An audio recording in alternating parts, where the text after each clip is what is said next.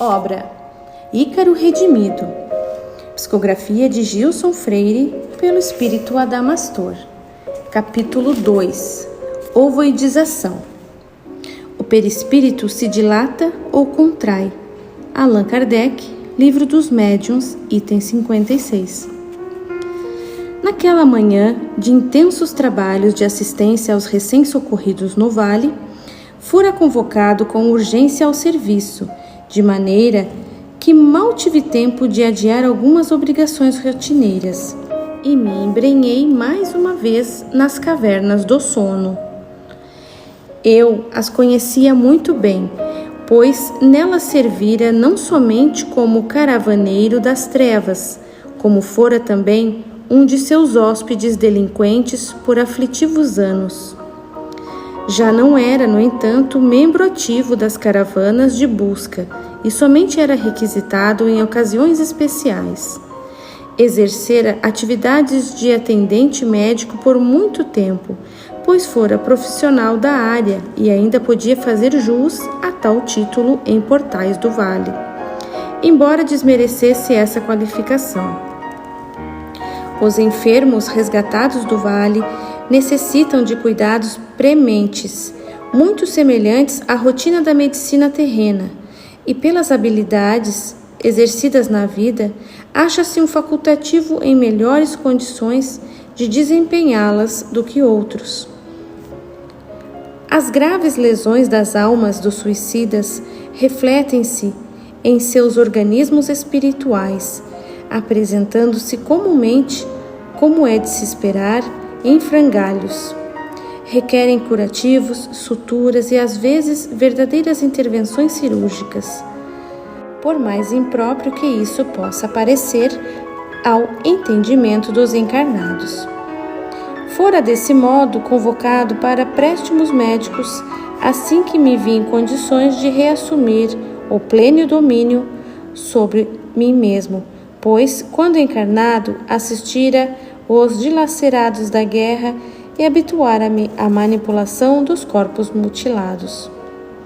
Depois de muito trabalho e estudos, no decorrer de largos anos, despertara em mim um interesse pela ovoidização, pois me intrigava e conduía-me sobremaneira a assistir a essa bizarra e grave dismorfia própria do mundo espiritual, tão diferente de tudo que se conhece na Terra, em prol da qual pouco se pode fazer.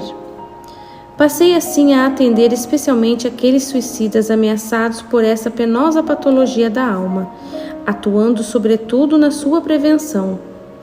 A ovoidização é uma das mais pungentes enfermidades que se pode acometer o espírito depois da morte.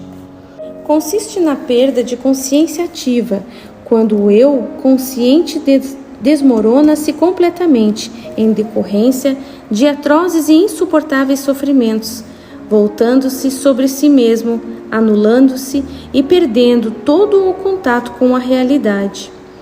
A atividade consciente da alma entra em letargia, refugiando-se nas camadas do subconsciente.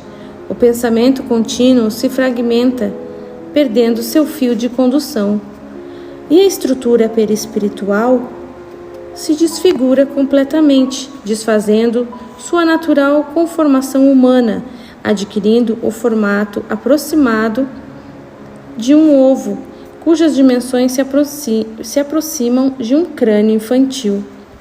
O processo é em tudo semelhante ao das bactérias que se encystam diante de condições adversas de vida, aguardando novas oportunidades para retornar à atividade normal. A ovoidização é processo incurável no plano espiritual, sendo uma das mais graves enfermidades de nosso mundo, e somente pode ser revertido em reencarnações expiatórias, quando o espírito reencontra-se com um novo ambiente de manifestação e pode refazer o metabolismo do seu consciente. Várias reencarnações, porém, se consomem em tentativas frustradas, de modo que a perda evolutiva é imensa para estes infelizes seres. Muitos regridem a condições tão primárias da vida humana que necessitam reencarnar entre povos primitivos, a fim de que a rudeza dos organismos ainda involuídos possa suportar-lhes a grave patologia, sem se desfazer em malformações congênitas, incompatíveis com a biologia humana. Por isso existe em Portais do Vale um departamento de serviços que se empenha em estudar e tratar preventivamente a ovoidização, onde eu situava naquela época os meus singelos esforços de serviços e pesquisas. Os suicidas que dormem nas cavernas do sono são os candidatos naturais à ovoidização. Permanecem em sono reparador, em baixíssima atividade consciencial por anos a fio. Ao iniciarem, no entanto, o despertamento, a rápida percepção da amarga realidade que lhes assedia pode deflagrar de imediato, mediante o reflexo de defesa, a retirada apressada para camadas ainda mais profundas do inconsciente interior. Reflexo que não somente inibe totalmente o despertar, como retrai o metabolismo mental, motivado por novo impulso de contração, estabelecendo-se a ovoidização de forma incondicional. Por isso, quando o serviço de vigilância de nossa colônia identifica almas em tais condições, com indícios de ovoidização, somos convocados em regime de urgência. Nesse instante, ainda podemos atuar, antes que o suicida deflagre a contração do eu, tornando-o processo tardio demais para ser revertido em nosso mundo. O suicídio é possível também no plano do espírito, e não somente na carne. Quando encarnado, pode o ser danificar sua veste orgânica de tal modo a torná-la incompatível com a vida na matéria. Na esfera espiritual, no entanto, o perispírito possui mecanismos regeneradores muito mais eficazes, de modo que destruí-lo por dano físico é praticamente impossível. Mediante a contração da atividade consciente, não obstante, é permitido ao ser continuar negando a sua existência, fugindo de si mesmo. Dessa forma, podemos considerar de fato, a contração ovoidal como um autocídio espiritual. Como se vê, temos também nossos suicidas. Suicídio que naturalmente pressupõe mera tentativa de fuga da realidade que envolve o espírito depois do túmulo, e não a destruição da individualidade, pois tal não é possível no plano em que nos projetamos. As causas do encistamento da alma são as mesmas que motivam o autoextermínio da carne. O desespero diante de sofrimentos intoleráveis, somados à falta de preparo para a existência no plano espiritual. Sofrimentos, a bem da verdade, aparentemente intoleráveis, pois a sabedoria das leis divinas não nos proporciona nunca dores que sobrepassem nossa capacidade de suportá-las. Se parecem aniquilar-nos, é porque nossa revolta diante delas é incomensurável e indevida. O mais forte indutor de tais barbaridades, no entanto, está na falta de preparo para a vida espiritual, sendo o materialismo o seu mais poderoso protagonista. Materialismo que se desenvolve diante do enfraquecimento do pensamento religioso do homem moderno, desgastado na ideação de fórmulas mentais arcaicas, não lhe proporcionando mais subsídios para a crença no espírito. Os apelos que um ser que aprendeu a raciocinar e a crer na razão não podem mais ser satisfeitos por uma fé cega que macula o conhecimento genuína conquista da ciência. Como se vê, urge lutarmos contra tal situação, a fim de que a penúria do espírito seja desterrada do planeta e banidos os riscos do mergulho na inconsciência. Não destruindo as conquistas modernas, que representam valores reais e não podem ser questionadas, mas renovando o pensamento religioso do homem terreno para que o seu frio racionalismo não sufoque a alma que anseia pelos genuínos bens da eternidade. Semearemos novamente as verdades que se consolam, verdades que nos foram reveladas desde que aprendemos a pensar, mas que acabaram esquecidas e que precisam ser relembradas e reestruturadas, compatibilizando-se com o nosso avanço intelectual. Por isso, a implantação do Espiritismo na Terra, protagonizando a fé alicerçada na razão, pode ser vista como uma das maiores vitórias do plano espiritual superior da atualidade. Os ovoides, espíritos em fuga de si mesmos, como se pode deduzir, aumentam assustadoramente nos dias atuais. Permanecem espalhados pelo vale dos inconscientes, atados a rochas ou troncos de árvores, pois podem segregar substâncias pegajosas que os fixam a qualquer superfície. No entanto, preferencialmente aderem-se a outros seres vivos, encarnados ou não. Tristemente, temos que considerar que o ovoide se torna, na verdade, um parasita. Como todo ser vivo, seu metabolismo, embora baixíssimo, em razão de suas reduzidas necessidades, precisa da absorção de seivas vitais para sua subsistência. Não dispondo de meios para produzi-las, a manutenção de sua exígua vitalidade somente pode ser levada a efeito mediante a aquisição de recursos vitais externos, provenientes de outros seres. A anatomia e a fisiologia dos ovoides adquirem, assim, todas as características próprias dos parasitas da Terra, especializados na assimilação e metabolismo de forças vitais roubadas de outros seres vivos. Embora qualquer tipo de energia vital possa servir-lhes para esse fim, aquelas que melhor se adaptam às suas necessidades e para as quais eles se especializaram são as energias do psiquismo. Por isso, o hospedeiro natural do ovoide é a mente humana, em decorrência dessa característica. Os ovoides comumente são colhidos por espíritos dedicados ao mal, os quais os utilizam como instrumentos de tortura humana. Eles podem atá-los aos cérebros de inditosos obsidiados, minando suas forças e deteriorando suas resistências psíquicas através do escoamento de suas forças mentais.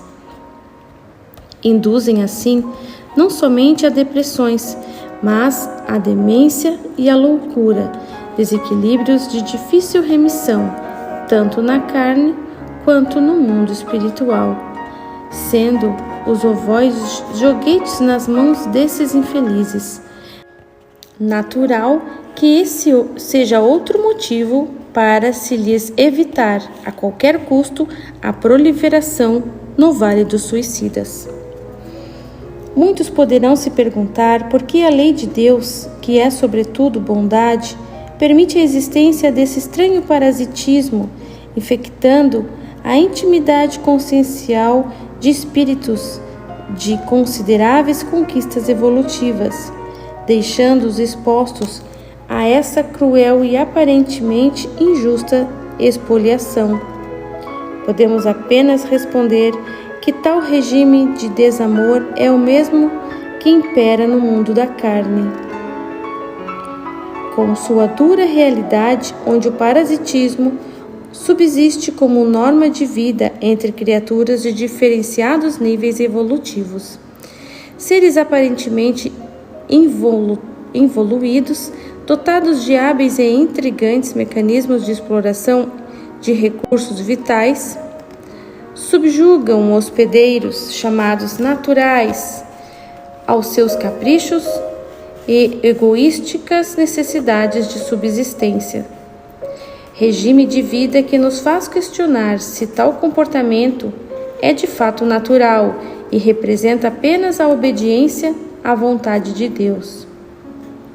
Se nosso Pai é amor, por que a vida, em suas primitivas bases, se apoia nesse consórcio de iníquas explorações? Como nada no âmbito da criação pode estar fora do domínio de sua lei, temos que encontrar razões que justifiquem esse estranho comportamento. Lucubramos que todos, sem exceção, mantemos um ambiente de disputas pela supremacia da vida, e ainda somos parasitas de seres que nos sucedem na jornada evolutiva, pois nos damos à exploração de seus recursos vitais com o sacrifício mesmo de suas vidas, quando na carne. Justo é assim estarmos, por nossa vez, sujeitos ao roubo exploratório de nossos valores orgânicos por outros seres, mesmo sendo menos evoluídos que nós. Somente o afastamento da bondade, porém, pode justificar tais aparentes barbaridades no seio de uma criação que é feita essencialmente de amor. Tais inquirições, no entanto, não podem aqui ser respondidas, e as deixamos como suscitantes de questionamentos das razões do viver e do evoluir.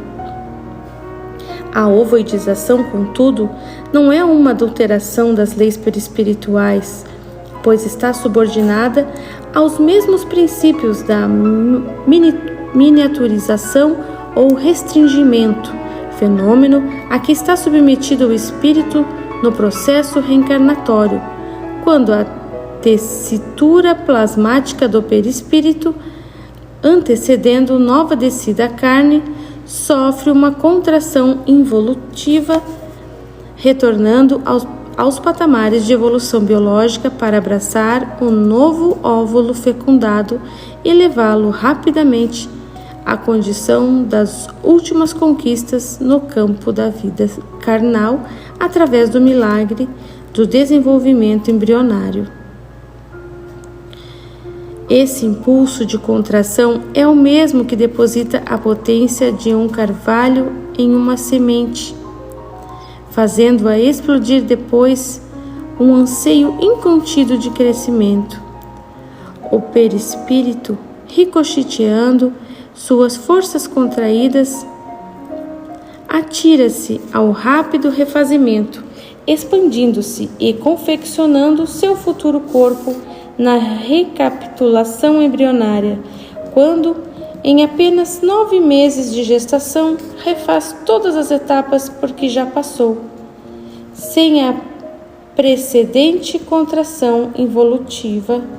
Não se verificaria essa impressionante expansão evolutiva, uma verdadeira explosão orientada desencadeada com um imediato rebote à contenção das forças perispirituais. É assim que temos aprendido que o perispírito está sujeito, como todo fenômeno da criação, às forças de contração e de expansão. A ovoidização, portanto, em última análise, é apenas uma contração ou miniaturização patológica, pois ocorre distante do momento reencarnatório. Não encontrando o reservatório uterino, meio indutor, mantenedor e protetor de tal processo, o ser, em franco processo de contração, detém-se na fase ovoide desse percurso, restringindo sua consciência às etapas mais elementares da vida biológica. Alguns observadores de nosso plano referem-se ao ovoide como sendo a segunda morte do espírito. Fenômeno esse, muito pouco divulgado, na literatura dos espíritos dirigida aos homens, por tratar-se de tema de natureza ainda muito complexa e que poderia causar maiores dúvidas e questionamento entre os pesquisadores da Terra. De fato, a morte ovoidal pode ser considerada a segunda morte, porém, para o perfeito esclarecimento do estudioso, devemos compreender que se trata apenas de um dos patamares onde pode estacionar a contração perispiritual. O ovoide ainda traz o metabolismo vital, embora bastante reduzido, mostrando ademais resíduos de atividade consciencial, sendo, portanto, apenas um dos limiares em que se estagia o ser rumo à segunda morte. Na realidade, essa é o resultado de aprofundamento em nível ainda mais inferior da condensação involutiva, acometendo espíritos com alto quilate de rebeldia e maldade, levando-os à completa estagnação da consciência, com a total perda da atividade vital. Fenômeno raríssimo e conhecido também como a petrificação perispiritual. Isso, entretanto, pressupõe apenas o limiar do mergulho do ser no abismo da inconsciência e não a anulação de sua individualidade. Naturalmente, trabalhando nos ambientes espirituais onde se recolhem as almas embaladas por esses impulsos autodestrutivos iniciados na carne, na ação suicida, achávamos envolvidos por essa exótica e triste patologia do espírito, e a ela dedicávamos nossos estudos, abordando-a em toda a sua dura realidade, a fim de encontrar meios eficazes de auxílio, interferindo como possível e como nos permite o Senhor da vida. À guisa de esclarecimentos para o estudioso, é preciso considerar que, além da exaltação do impulso contrativo no suicídio, o perispírito está sujeito ainda à alteração do movimento contrário, ou seja, à expansão inadequada. A hipertrofia perispiritual é patologia que guarda igualmente a sua gravidade, sendo também identificada e estudada no plano do espírito em que nos achamos. As forças perispirituais hipertônicas se responsabilizam pelos crescimentos celulares exagerados, quais os tumores de qualquer natureza e a hiperatividade de qualquer função orgânica identificada pela medicina terrena. Guardam sua origem nos estímulos do psiquismo doentio, que se apoiam no exagero do eu, com os sentimentos exaltados de egoísmo e egolatria, vícios da alma a que todos, sem exceção, estamos afeitos nesse planeta. Nos capítulos subsequentes, tornaremos ao assunto com mais exatidão, permitindo-nos completar o estudo proposto.